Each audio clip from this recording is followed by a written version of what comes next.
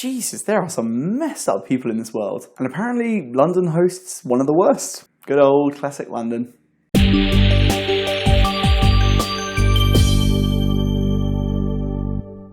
So ITV dropped this mini-series last week, and it's been making quite a large buzz at the moment.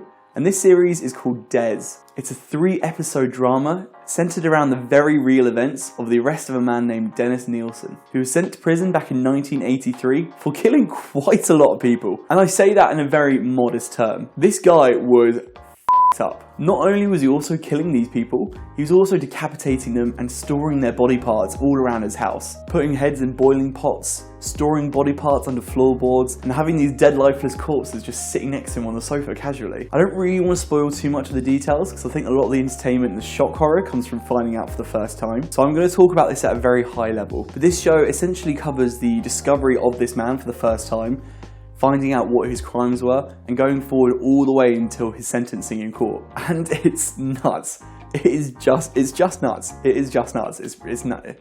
This man, Dennis Nielsen, was crazy. You start the show thinking it's about how they're going to catch this man and how they're going to prove his crimes. Nope. No, this guy just straight up confesses to everything off the bat, but in a way that was completely unremorseful and almost seemed like it was just a normal thing. This serial killer, Dennis Nielsen, is played by David Tennant, and I'm just going to be honest, David Tennant carries the entire show on his shoulders here. His performance is so off-putting, but so intriguing at the same time. He's just sitting there casually talking about how he's killed all of these people, and his thought processes are so sporadic but also coherent at the same time. He's talking about the remorse he has for killing these people, whilst at the same time having this completely unreadable blank face. And without diving into spoilers, this show just makes you question if this man is a genius, a man truly sorry for his crimes, or just a madman. Throughout the show you see this autobiographer go to Dennis Nielsen's place while he's in prison, and you can just see the inconsistency of his thought process and the difficulty that this autobiographer has in pinning down why it is he did what he did.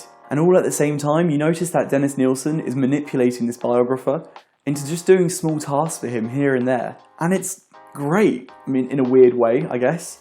You can't decide if it's this guy's plan all along, or if it's just an accidental conclusion of a madman's thoughts. Our other central character is the detective in charge with leading this investigation, and he's played by Daniel Mays, who in my eyes is probably the other standout performance in this show. It's a quick series, and you're thrown into the centre of it almost instantly. It wastes no time showing you the trials and the hiccups that they had in this investigation. And I don't really want to say more than that. I genuinely think some of the entertainment just comes from finding out how messed up this guy was, and trying to decode that weird feeling that David Tennant gives off in his performance. And Christ, they really nailed the appearance on this guy as well. That's David Tennant, and that's the serial killer. Like I said, it's a short show, but if you're a fan of true story films and want to watch something a bit more intriguing and mysterious, then I think it's a pretty great watch. It's nice to see a great series on other platforms that aren't just Netflix and Amazon Prime, and the ITV Player is free to watch, so you can binge the show on there. I think I've only ever seen David Tennant in more expressive roles, you know, such as Doctor Who or the Harry Potter movies, and it was really great to see him playing this completely left field role of a blank, expressionless murderer. But that's it from me here. It's going to take up about 2.5 to 3 hours of your time, so I'd say it's definitely worth a watch, and it gets my recommendation. But let me know if you've seen Des already on ITV, what your thoughts on the show might be, and as always, stay tuned for more videos on movies, animes, and video games. Until next time guys, take care. Bye bye.